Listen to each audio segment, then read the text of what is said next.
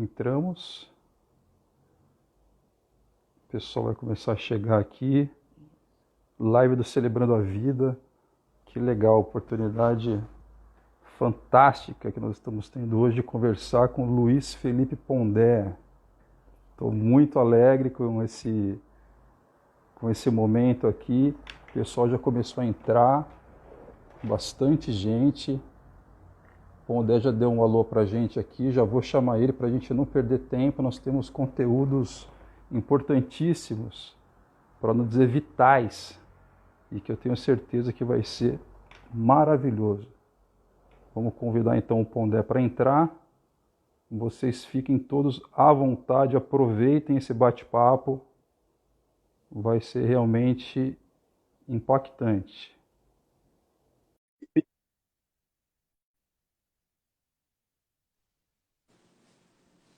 Pondé, Olá, Felipe, tudo bom? tudo bem com você? Tudo em paz, e vocês aí?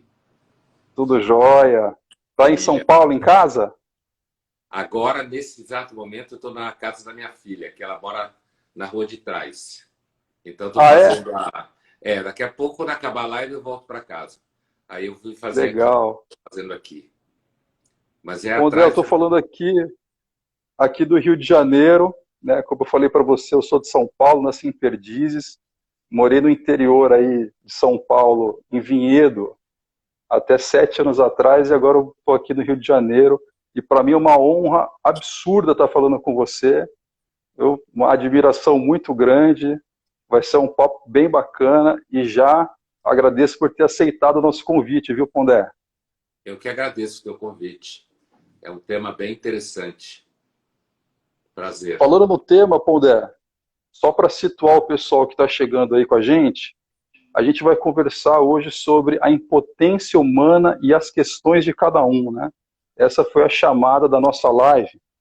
Então, para circunstanciar um pouco aí quem está chegando, a galera do Celebrando a Vida, né, sabe bem o que que isso significa, mas eu sei que os seus seguidores talvez não saibam do que nós estamos falando, né? Então, do que se trata? O Celebrando a Vida é um ministério, né, aqui da Igreja Batista do Recreio, e a gente trata com recuperação, né? Então, assim, antes de mais nada, eu quero espancar qualquer dúvida que possa ter, com qualquer aproximação com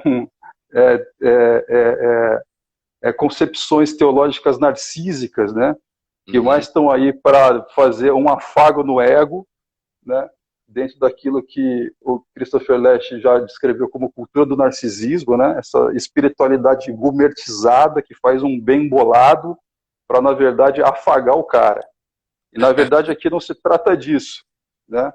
O nosso trabalho aqui é a gente ter um encontro profundo com a gente mesmo, né? E esse encontro, como você sabe melhor do que ninguém, não é fácil, né? Como você coloca nas suas obras, a verdade ela não é primeira, né? A gente primeiro passa por um processo de desilusão muito grande, né? E hoje a gente quer descer mesmo até a raiz, né? Provar o tutano, vamos dizer assim, dessa fragilidade, dessa nadidade ontológica, né? Que nos constitui enquanto pessoas, enquanto seres humanos, né? Então, a gente tem como pano de fundo, Pondé, eu diria assim, para já passar para o pessoal aí uma bibliografia básica do que nós estamos tratando aqui, eu sugeriria a leitura do Homem Insuficiente. Eu acho que esse daqui é a sua tese de doutoramento, né? Isso em mesmo. Pascal, é isso, né? Você iria fazer de Freud, mas por uma questão trágica, né? Exato. Você acabou mudando para Pascal. Eu também sugeriria esse livro, que é uma pérola do pensamento no deserto, todos esses daqui que eu estou indicando, do Luiz Felipe Pondé. Livraço, livraço mesmo. Não poderia deixar de me referir a esse livro. Sim. Esse daqui você se superou, Pondé. Isso daqui vale ouro. Eu me deliciei lendo Crítica e Profecia, Filosofia da Religião em Dostoiévski. Então já fica aí também a indicação. Obrigado. Contra um mundo melhor, né? Para ser mais específico ainda, se você for na página 136, a face do filósofo hebreu, né? Isso daqui coloca um estrado bem sólido para aquilo que nós vamos tratar aqui. Indico também os 10 mandamentos mais um, né? Principalmente aquela parte inicial que você vai tratar desse tema. Marketing existencial também, nós vamos passar por esse tema aqui. Obviamente, né, que tudo isso que nós vamos falar hoje, né, tem como estrado a Bíblia, né, esse corpus hermenêutico, como você fala, né, Pondé? Uhum. Como você diz, o maior clássico de todos os tempos, né? Sim. E como eu ousaria dizer, o rasgo proposicional da transcendência na imanência, né, sendo mais forte ainda. Esse daqui, Pondé, não pode deixar de ler. Ó, quem está acompanhando a nossa live aí vai gostar demais desse livro aqui, que é A Negação da Morte, do Becker, né? A minha edição a capa é toda preta. Esse é um grande É toda livro. preta? É a minha capa. Que livraço, né? A edição que eu tenho. É um E livraço. Pondé, por fim, o livro do Celebrando a Vida. O livro do Celebrando a Vida. O que nós vamos fazer hoje aqui, gente? Só para dar o roteiro de viagem aí para vocês. O que nós vamos fazer? A gente vai fazer a leitura do passo 1 desse livro aqui, que eu passo porque indica movimento, né? Um trânsito existencial que o sujeito faz de um lugar para o outro, né? O homo viator, que vai se transformar.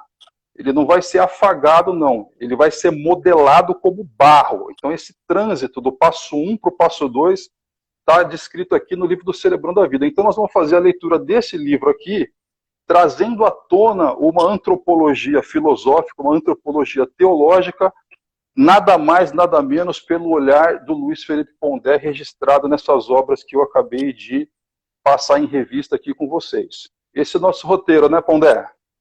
Isso aí. Você me mandou o roteiro. A gente já tinha conversado também sobre esse tema da insuficiência. E a teológica, né? Do conceito. Exato. Legal, Pondé. Eu fiz aqui um roteirinho para eu seguir. Uhum. Ô, Pondé, você sabe que o pessoal assim de igreja, se a gente não citar um versículo bíblico, não é de Deus a live, né? Então vamos começar citando o versículo bíblico e aí eu já vou passar a bola para você, já fazendo uma primeira provocação aqui.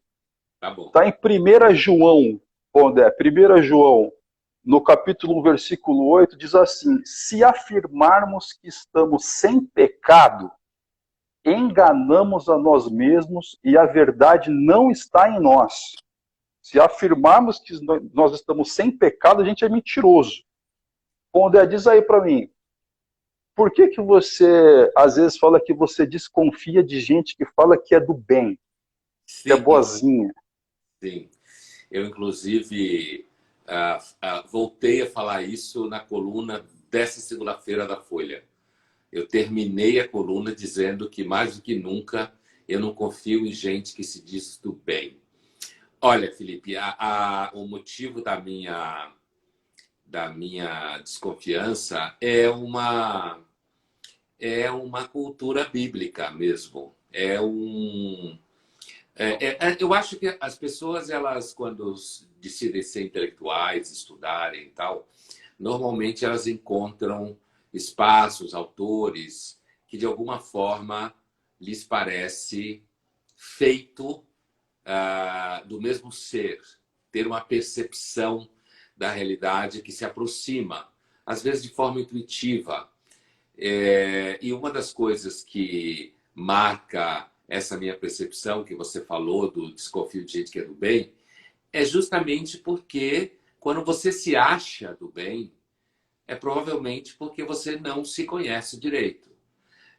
Não é uma afirmação, como algumas pessoas entendem que eu estou fazendo, uma defesa da postura sadiana, por exemplo. né?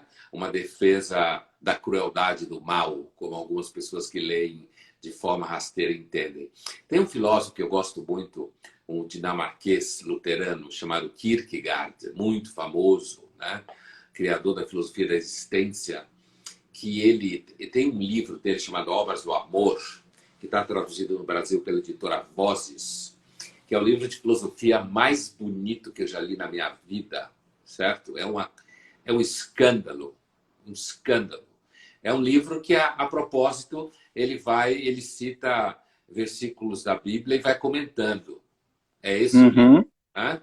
Obras do Amor. E ele fala, entre outras coisas, outras pérolas que ele fala no livro, ele diz que não existe nenhuma forma de autoconhecimento que não comece com um profundo entristecimento, certo? Então, assim, essa ideia do autoconhecimento que passa pelo entristecimento está escrito profundamente na tradição bíblica e, inclusive, no cristianismo inicial. Aqueles homens e mulheres que iam para o deserto, né, foram conhecidos como a origem do movimento monástico no cristianismo, né, em geral. Fosse aqueles que iam viver sozinhos, que fundam a tradição do eremitério, ou aqueles que viviam em conjunto, que na época se falava cenobitas. Mas, assim, eu desconfio de pessoas que se dizem do bem, Felipe, porque a virtude é tímida, sabe?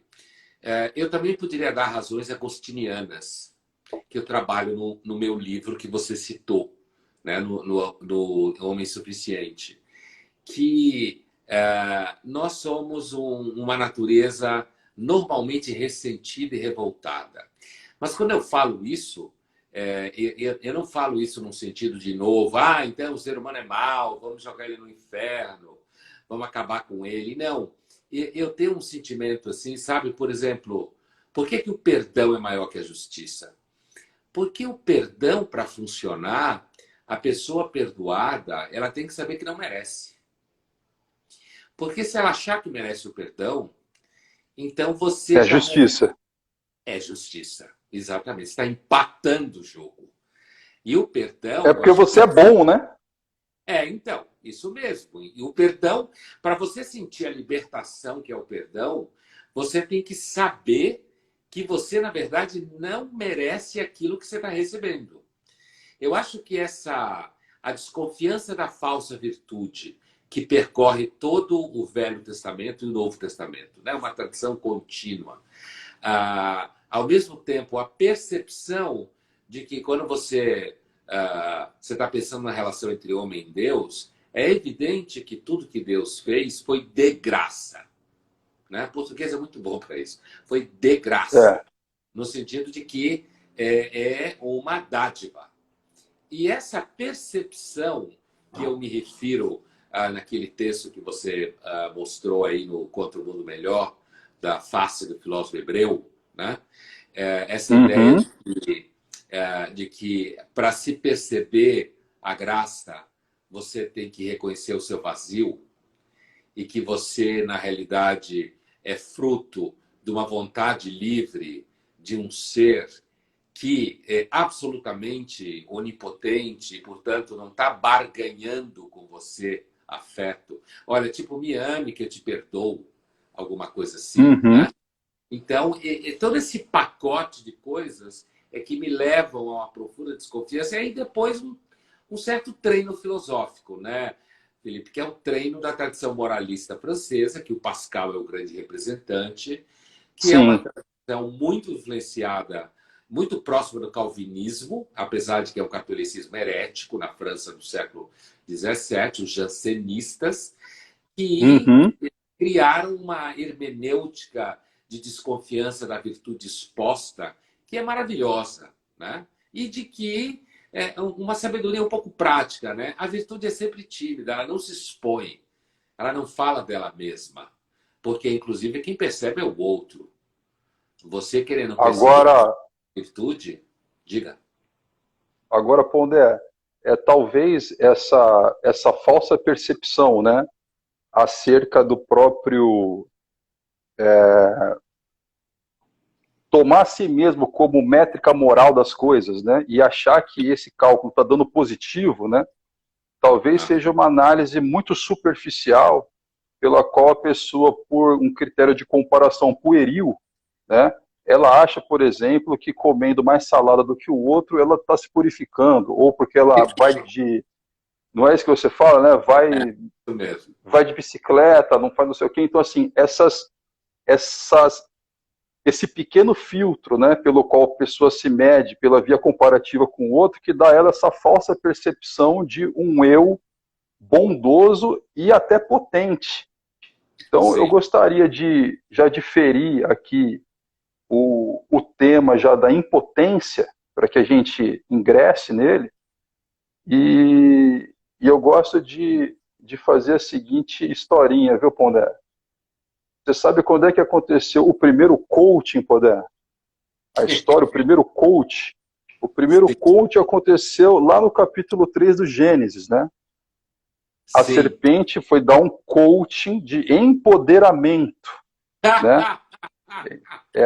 Foi dar um coach de empoderamento, e a pessoa seria tipo Deus, alguma coisa assim, e aí Deus acabou entregando um certificado de empoeiramento, né? Não é isso, Pondé?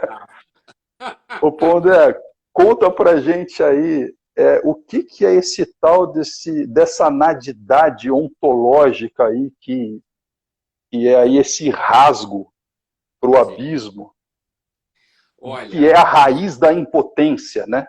Sim, sim. Eu gostei muito da analogia que você fez. Eu acho bastante instrutiva da ideia falsa do coaching, né? A história do empoderamento. Olha, esse conceito de nadidade, que é o conceito que transita pela filosofia, por exemplo, de autores como Heidegger, e que tem uma raiz nessa percepção do homem como pó, como vazio, ele atravessa a filosofia de várias formas, né? Ele aparece no Sartre, né, o ser para o nada, o ser e o nada. Ele aparece no Heidegger, no ser e o tempo, ou seja, uma ideia do ser para a morte. Ele aparece também bastante na literatura russa, que é uma paixão. Você mostrou aí o meu livro do Dostoiévski. Inclusive, agora eu estou mergulhado no livro novo sobre os russos, nesses meses de quarentena, né? Que é um livro em que aí não transito só pelo Dostoiévski, transito por vários autores do século XIX, pensando a literatura russa como hermenêutica da experiência do niilismo moderno, né? E então, você tem um filósofo russo chamado Nikolai Berdyaev, muito influenciado pelo Dostoiévski e pelo Nietzsche. Ele tenta fazer um diálogo entre Dostoiévski e Nietzsche na obra dele. E ele tem um livro especialmente interessante, um é chamado Espírito e Liberdade, o outro, ele era um cristão ortodoxo russo, né? E o outro é Ensaio de Ética Paradoxal, em que ele fala muito dessa nadidade, né? O tema do nada, como sendo nossa raiz ontológica, né? O Berdyaev vai dizer o seguinte: o homem é um ser que ele foi retirado do nada, portanto, o nada é uma espécie de fantasma ontológico da sua condição. Ele está sempre beirando o nada.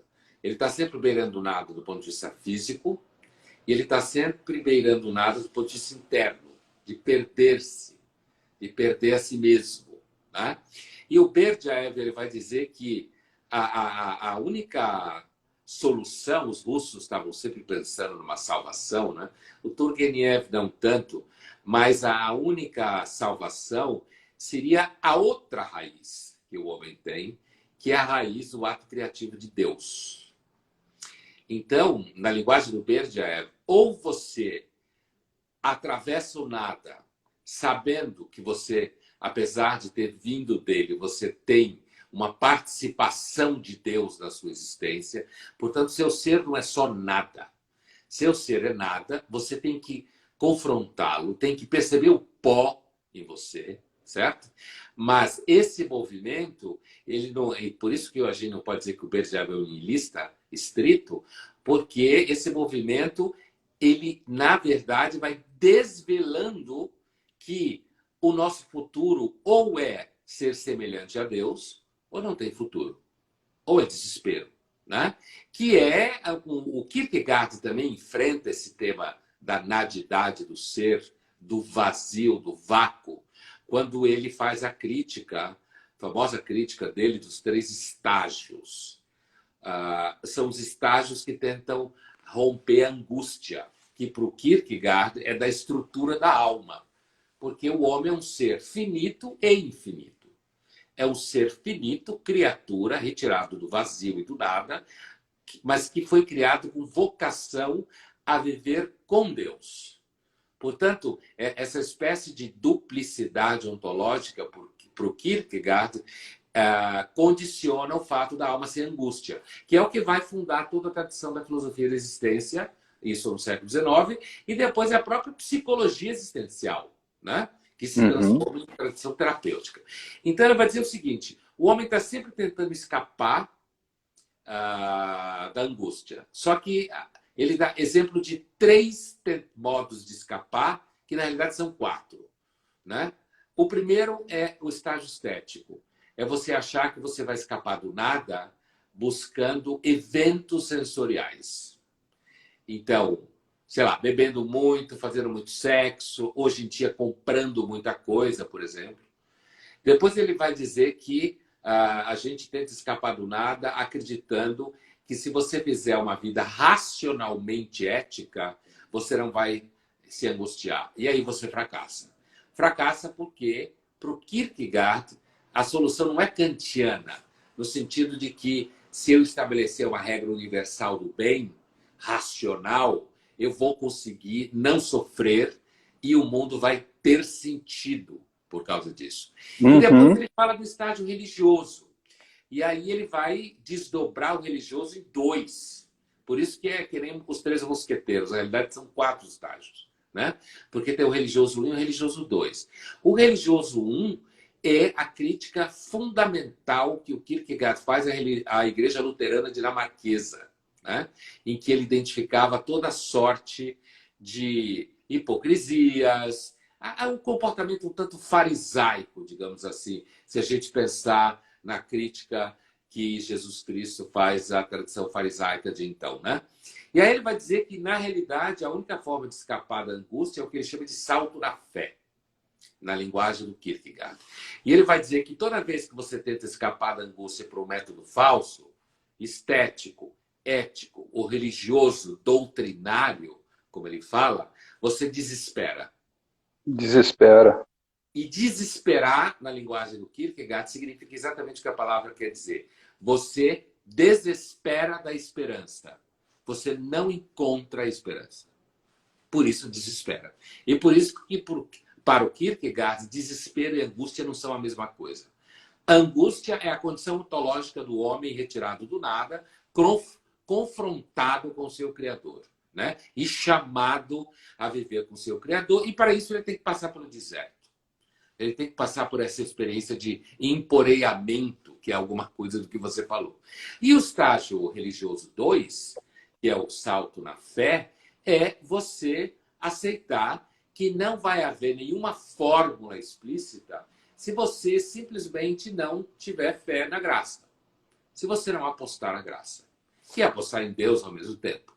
E aí você vai perceber que a angústia, ela não é o desespero, porque estar angustiado não significa necessariamente perder a esperança. A angústia, na verdade, é o atravessamento que você tem que fazer da condição ontológica de nadidade que nos habita.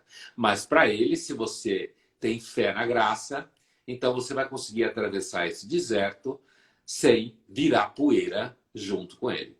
Então, acho que esse movimento, né, esse processo de impotência que está enraizado na nossa condição ontológica criatural, que é da onde vem o meu conceito de insuficiência, ela, na verdade, quando ela é descoberta, ela é uma salvação. Verdade, Pondé. Início de salvação. Ô, Pondé, você sabe que eu estava lendo um livro seu, eu não me recordo agora qual é, e que você fala que você ousa não filosofar de forma impessoal, né? Que você filosofa em primeira pessoa, né? Sim. A sua filosofia é uma filosofia encarnada, né? Sim. E falando um pouco disso, Pondé, eu confesso para você que eu já experimentei esse trânsito desses estágios aí que o Kierkegaard fala, viu? Que o primeiro, como você falou, né? Que o filósofo estetizante fica por ali, né? Eu tentei, né? Vamos dizer assim, calar a angústia da alma, mas realmente desespera mesmo, né? Desespera. O nosso, chega a ficar blasé, né? Chega a ficar assim, como a gente fala por aí, pastel. O cara fica pastel, não aguenta mais, né? Chega assim a saturar os canais sensoriais, né? É uma hiperexcitação que chega assim a... e como eu sou neto de pastor, nascido dentro da igreja, né? Fatalmente eu também tentei, pelo estágio que a gente chama de ético, né? E o religioso também tentei, até que eu dei o salto na fé. Dei o salto na fé, mas assim, você primeiro passa por você é praticamente estrangulado, né? Você sente a sua alma totalmente insuficiente mesmo, e um estado de sequidão tão grande ao ponto disso gerar em você uma abertura para o transcendente, para o salto na fé, né? Para o absurdo, né? Que não chega a ser irracional, né? Mas para uma transracionalidade, uma coisa que supera a razão, e ali você, de alguma forma, que tem muito de apofático aí, porque a gente não consegue explicar totalmente, né? Fora da Mas linguagem. ali a gente realmente experimenta essa reconciliação com o nosso pó, né? Que embora se saiba que não é em si mesmo, né? Porque nós não temos o ser, né? Mas a gente é sustentado pelo aquele que é, né? Que é Deus.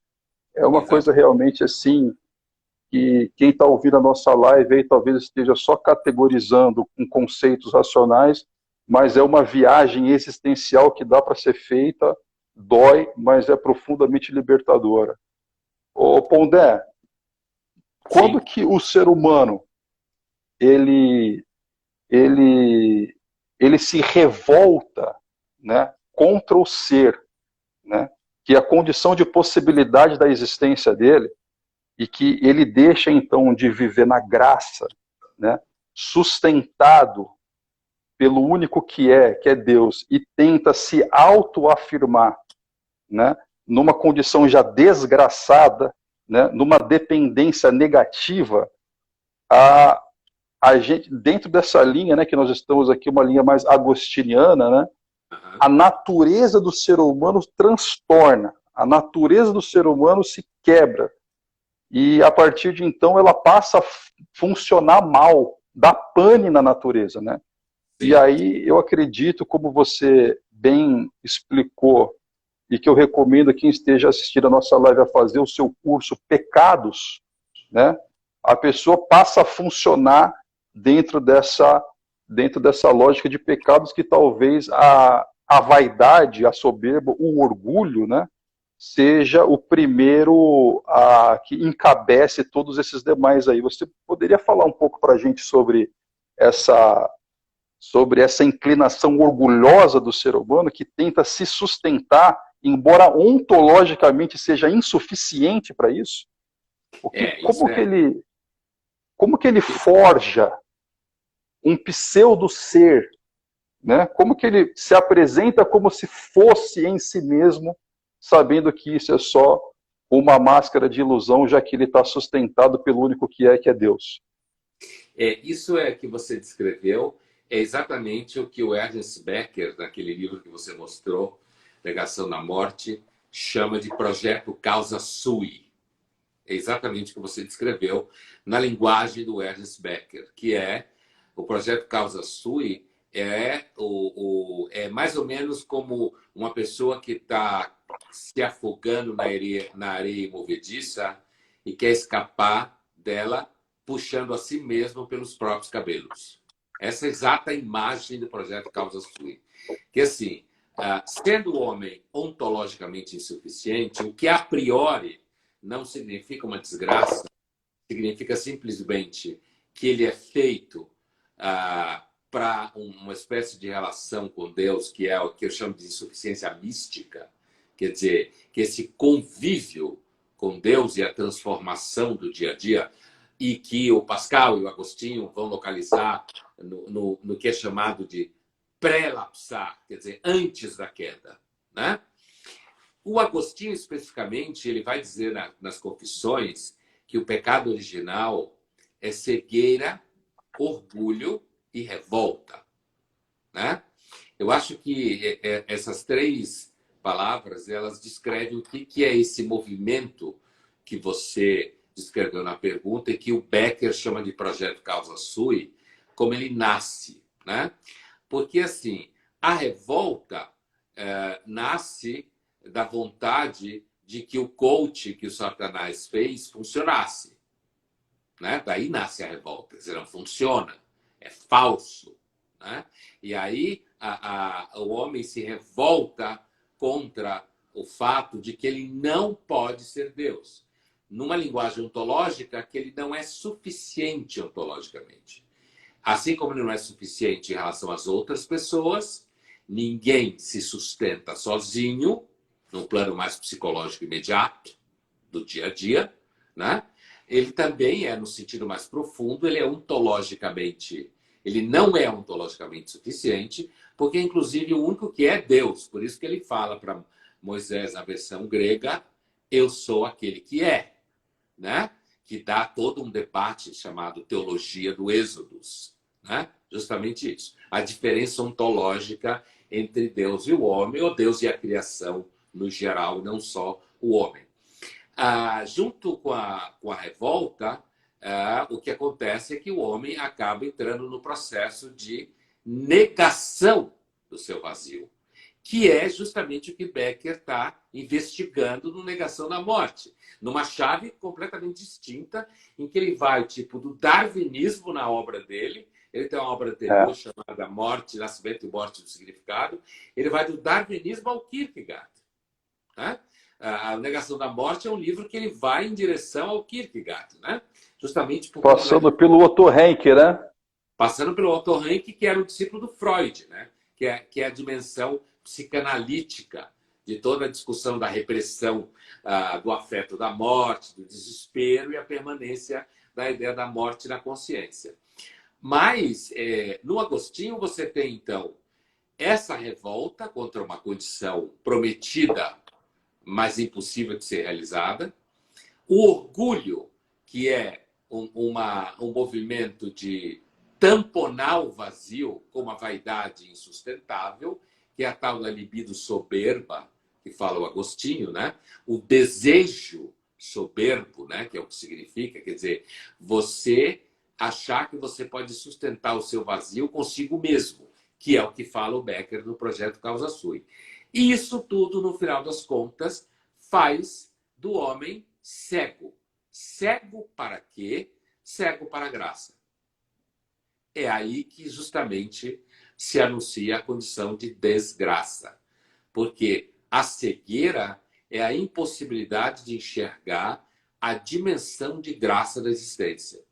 Só que para você ser capaz de enxergar a dimensão de graça da existência, você tem que começar agradecendo. Você tem que começar sabendo que você é uma espécie de presente para si mesmo. Assim como toda a criação é, né? Mas falando de você para você, você é uma espécie de presente para si mesmo. Deus não precisava criar você. Você já é uma graça. Porque você não é um ser necessário, falando filosoficamente. Você é ontologicamente contingente. E essa condição ontologicamente contingente gera revolta. A negação dela é o orgulho, tentando dizer que ela não é. O desdobramento sintomatológico é a perda da capacidade de enxergar a graça no mundo. Porque toda vez que você acha que você é um ser necessário e que Deus deve alguma coisa a você, você perde a dimensão da graça, porque, como diz aquele cineasta americano Terrence Malick, maravilhoso, né? Quando ele lança o filme dele, que foi premiado em Berlim ou em Cannes, ele ganhou os 2 festivais com filmes diferentes. O Árvore da Vida, maravilhoso Sim. filme, né? Na sequência inicial, quando a personagem principal é uma menina adolescente, novinha, ela abre uma janela na fazenda, né? E ela está lembrando do que as freiras diziam para ela na escola. E daí ela faz a diferença entre graça e natureza. É claro que quando ela está fazendo a diferença entre graça e natureza, a natureza que ela está falando é a natureza caída. Apesar que no texto do filme não está claro. Mas para quem conhece a teologia agostiniana, está muito claro. A natureza é aquela que vive para si mesma. E ela fala, lembrando que as professoras ensinavam para ela. Enquanto que a graça é aquela que nunca está pensando em si mesma, nunca está voltada para si mesma. E nessa hora aparece ela com o pai, ela no colo do pai, ela segurando o bezerrinho, aparece a natureza inteira, que é típico da filmografia do Malick, né? Um cineasta profundamente espiritualizado, em que a natureza é sempre uma espécie de cenário onde a luz de Deus cai em efeito cascata. E ele mostra isso nas cenas, porque o sol está sempre banhando as árvores. A câmera sempre sobe para você ver esse movimento da natureza sendo banhada pela luz do sol, que é uma velha metáfora neoplatônica, né? O ser é luz. E, portanto, ele rompe as trevas, porque ele é luz. Então, assim, essa questão da cegueira, da revolta e da soberba, quando eu lembro que eu assisti o Árvore da Vida numa sessão fechada para a imprensa, antes dele sair no cinema, e essa sequência inicial é assim, além como fala, do trecho que ele coloca na abertura, porque o filme é um debate com o livro de Jó, né? O tempo todo, um debate com o livro de Jó. E que ele coloca na abertura aquela famosa passagem, tipo, onde você estava quando eu coloquei as estrelas do firmamento? Né? Então, assim, eu acho que o Agostinho, ele identifica o problema e, ao mesmo tempo, é por isso que às vezes é um pouco complexo. Eu acho que se você tentar ser só racional no sentido, digamos, banal do racional, você não percebe que é justamente quando você sabe, voltando ao trecho que você citou no começo, que o pecado está em você, é quando começa a possibilidade de você sair dele. Então... Fantástico. Né? Ô Pondé, e essa estrutura ou falta de estrutura ontológica, né, que colocaria o ser humano como suficiente, como um Deus, né?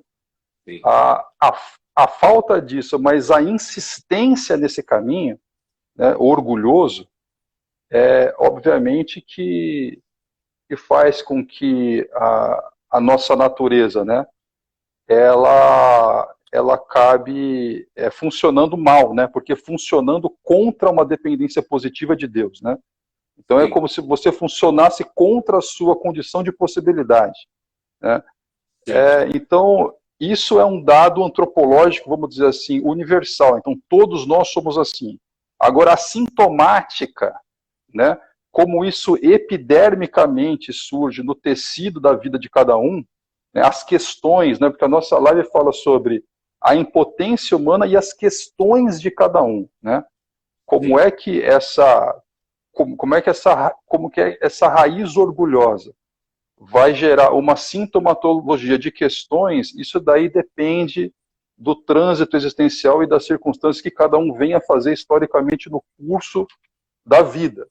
Mas a constante, né, é a causa, né, da onde se origina esse leque de questões. E aí a gente poderia citar aqui dependência química, às vezes, a depressão, às vezes a pessoa trabalha demais, por exemplo, né? Ou é codependente emocional, né? Ou é ansiosa, né?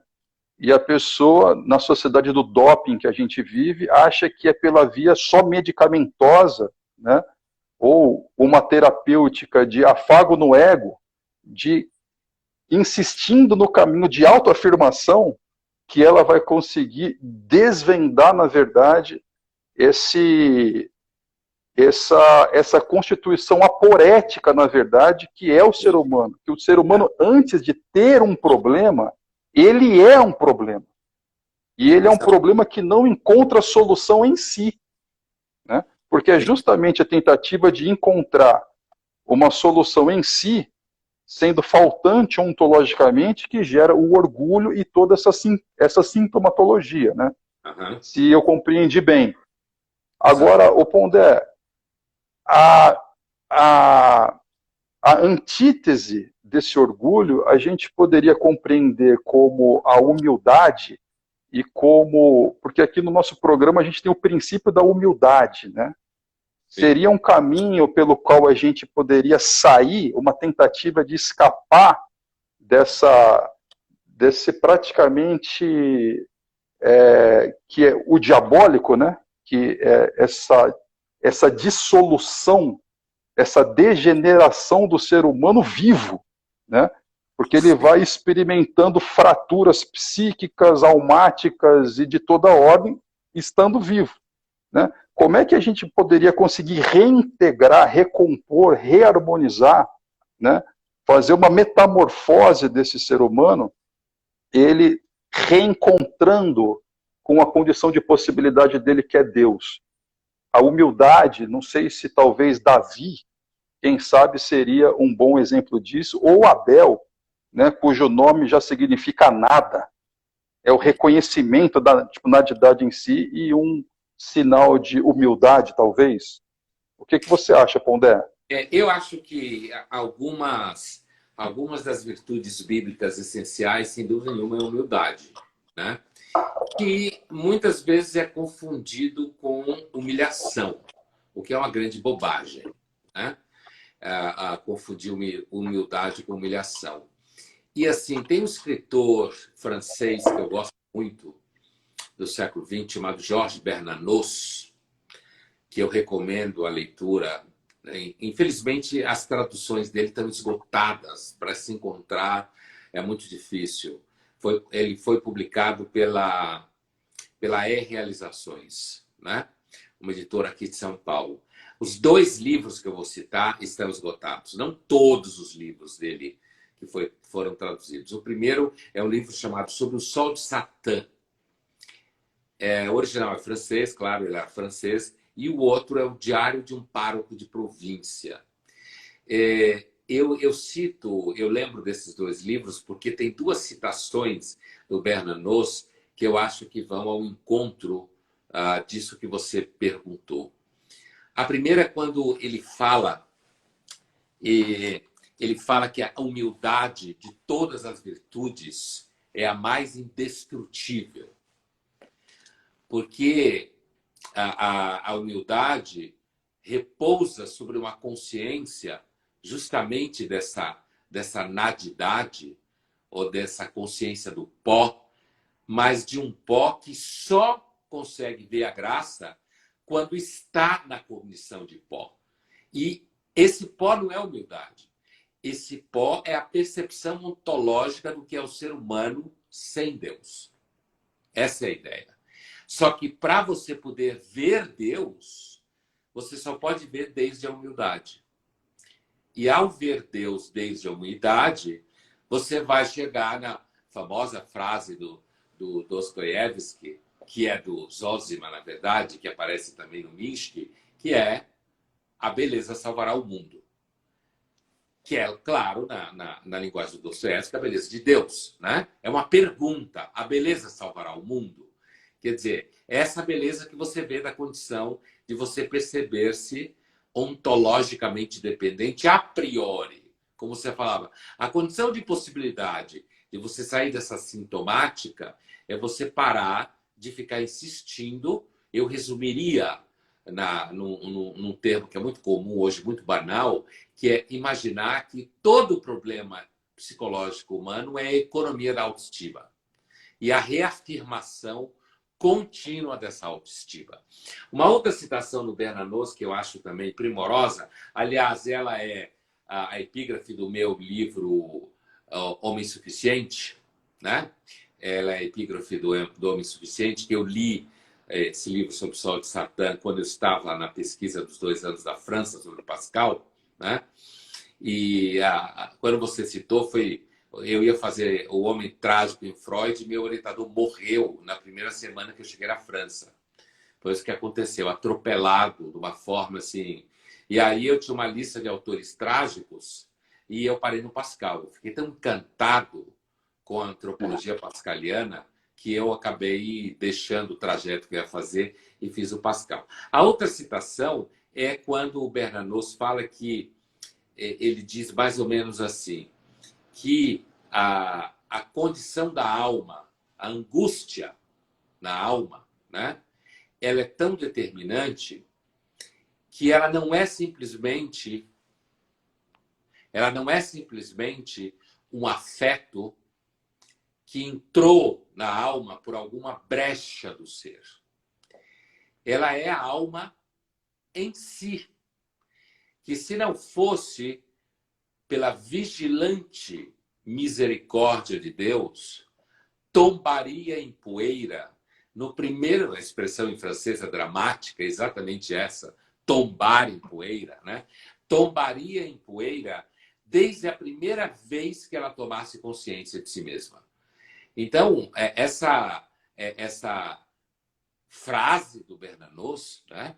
Ela descreve, do Diário Parque de Província, ela descreve justamente esse vínculo, né? A angústia como centro da experiência humana, a condição de poeira, principalmente quando você toma consciência de si mesmo, mas que é uma poeira acompanhada. Essa é a questão, né? Ela é uma poeira acompanhada. E é essa companhia, digamos assim, essa participação de Deus que é uma espécie de ontologia sustentada na misericórdia. Por isso que eu digo que a ontologia bíblica ela é uma ontologia que transita por conceitos como milagre, como conceito ontológico.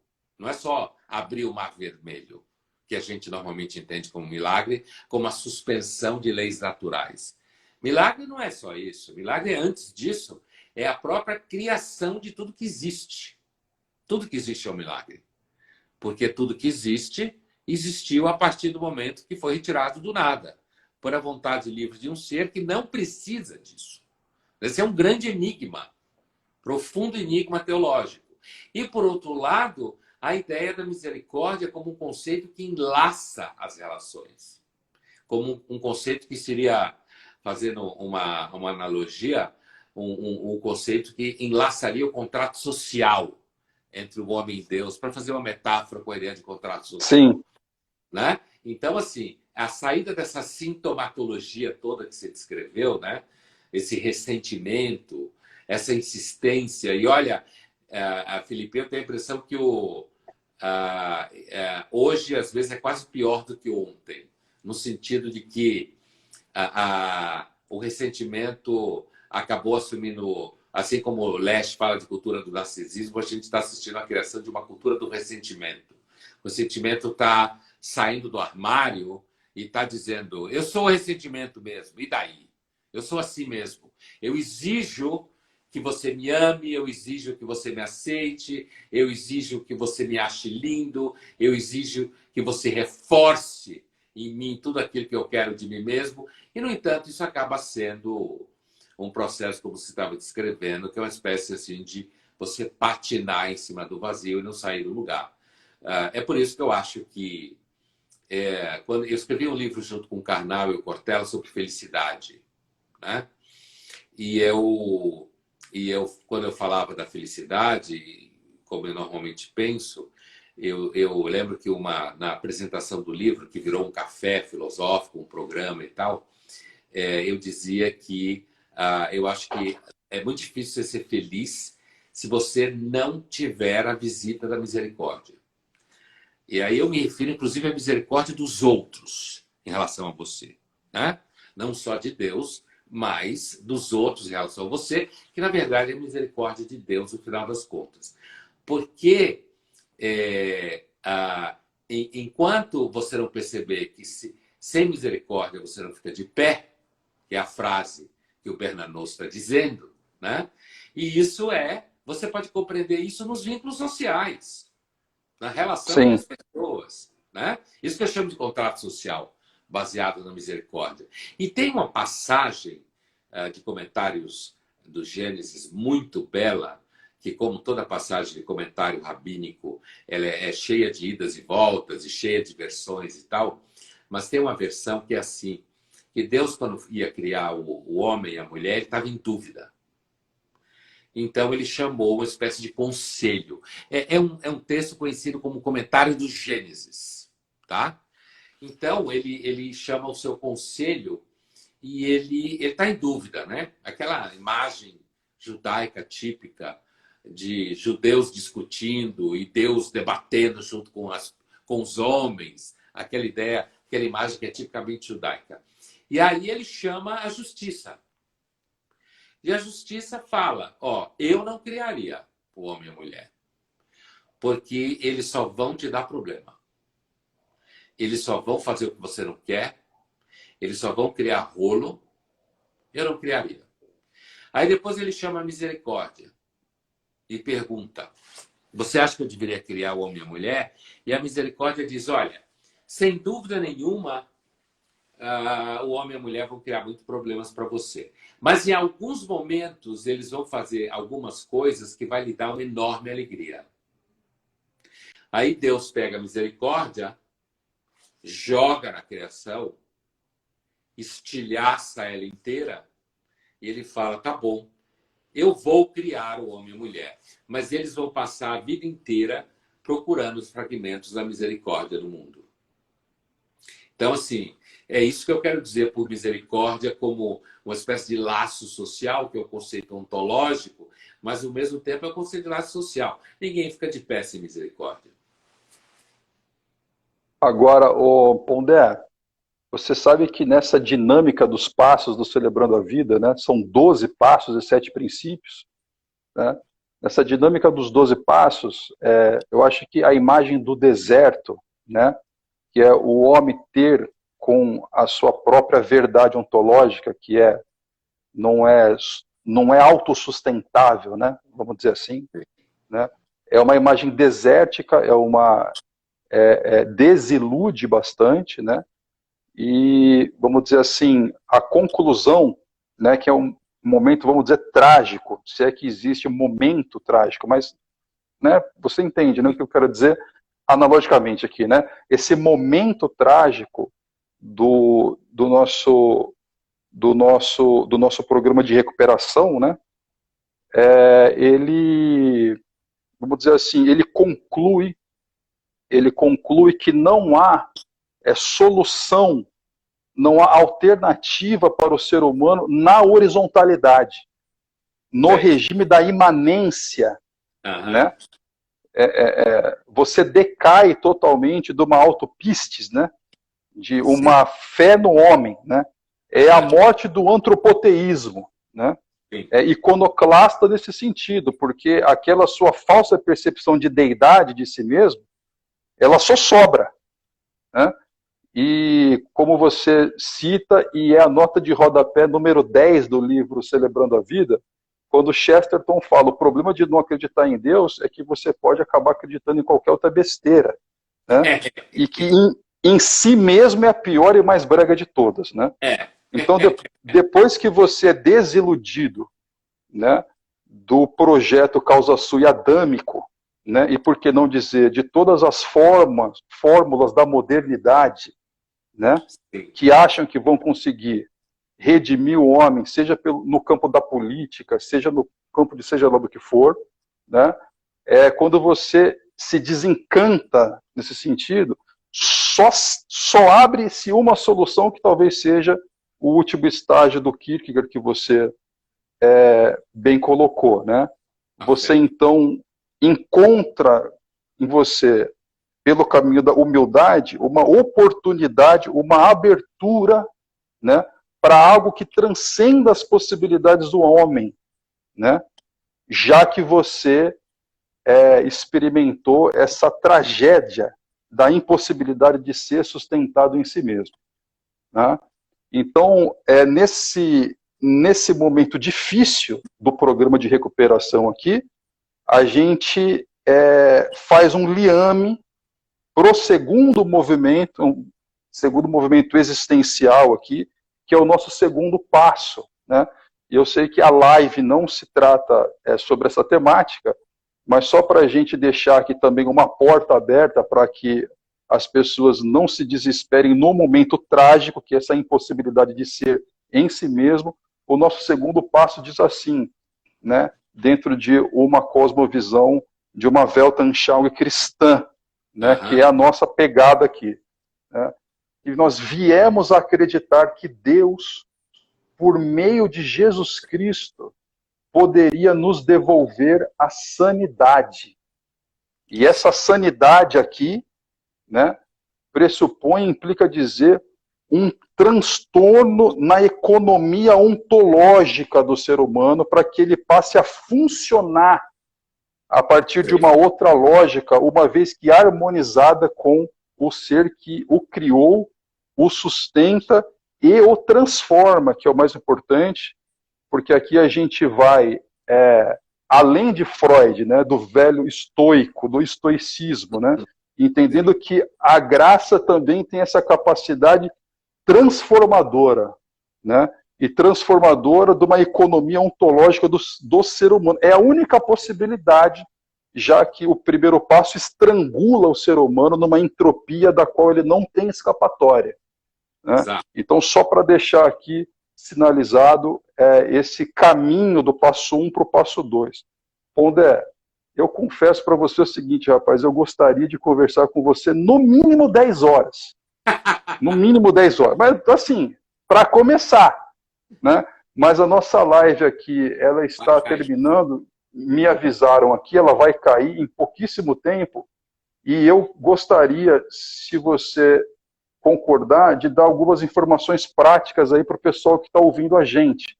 A primeira é a seguinte, o livro do Celebrando a Vida está na Amazon, tá? O e-book está na Amazon.